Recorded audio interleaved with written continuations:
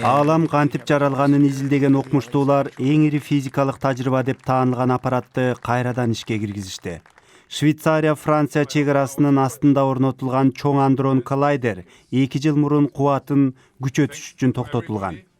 Бирок долбоордун жетекчисинин айтымында табылгалар дароо байкалбайт. Эртең же бир айдан кийин болот деп ойлобоңуздар. Сабырдуу болуңуздар.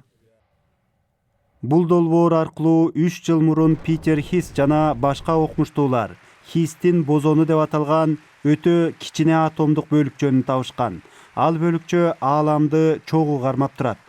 Аппараттын кубаты күчөтүлгөндөн кийин окумуштуулар атомдук бөлүктөрдү бири-бирине 2 эсеге тезирээк кагылыштыра алат.